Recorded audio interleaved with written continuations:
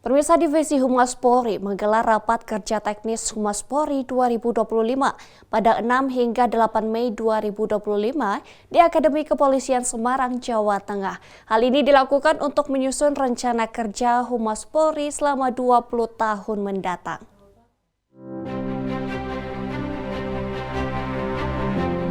Sebagai langkah kesiapan Polri menuju Indonesia Emas 2045, Divisi Humas Polri menggelar rapat kerja teknis Humas Polri 2025 yang dilaksanakan pada 6 hingga 8 Mei lalu. Kegiatan ini berlangsung di Gedung Akademi Kepolisian Semarang, Jawa Tengah. Kegiatan ini dilakukan untuk menyusun rencana kerja Humas Polri selama 20 tahun mendatang.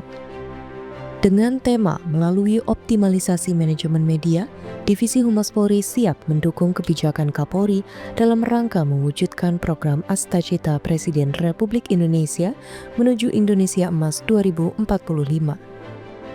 Pelaksanaan Rakernis ini bertujuan untuk meningkatkan kinerja dan efektivitas komunikasi publik Polri dalam mendukung program-program pemerintah.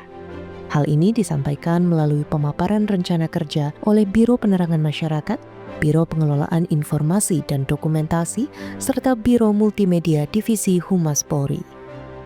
Ya, rapat kerja teknis ini kan merupakan awalan panduan setiap tahunnya secara periodik dilakukan.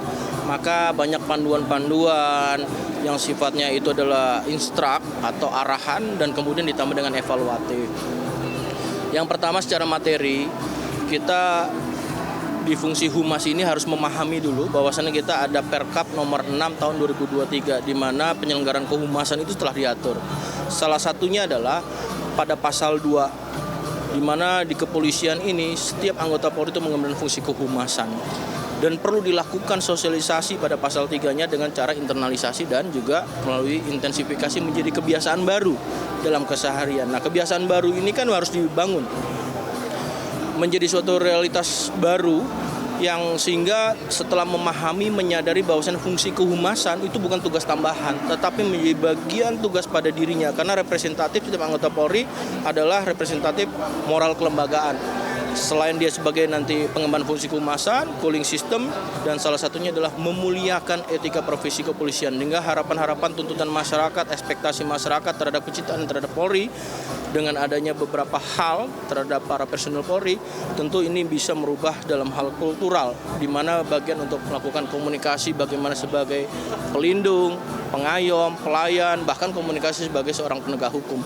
Nah, maka tentunya hal ini Kabid Humas sebagai agen atau struktural hierarki yang mengemban fungsi kehumasan paling tinggi tingkat Polda ini bisa memberikan pencerahan kepada seluruh anggota Polri. Setelah Rakernis ini kita harapkan para Kabid Humas setelah mendapat pembekalan dari para narasumber, kemudian pejabat di lingkungan Divisi Humas, beliau bisa mengerti dan bisa melaksanakan tugas-tugasnya sesuai dengan tupoksinya masing-masing dan mendukung menjadi arah kebijakan daripada Bapak Kadif Humas dan Bapak Kapolri. Karena Humas menjadi salah satu istilahnya garda terdepan dari Polri dalam menginformasikan terkait dengan kegiatan Polri,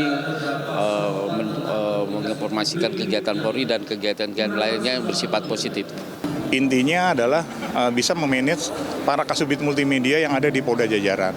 Tujuannya adalah kita harus benar-benar bisa bekerja sama, berkolaborasi berkaitan dengan upaya untuk meningkatkan citra Polri khususnya di dunia digital.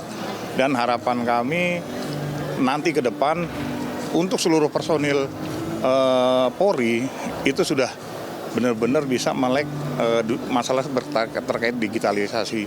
Ini yang paling penting, mudah-mudahan tahun depan semuanya bisa lebih lebih benar-benar mampu untuk bersama-sama mengangkat citra Polri. Itu yang paling penting. Rapat kerja teknis Humas Polri 2025 diikuti oleh seluruh anggota Humas Polri baik di tingkat Mabes maupun para anggota Bid Humas Polda jajaran di seluruh Indonesia. Dari Jawa Tengah, Tim Liputan Polri TV.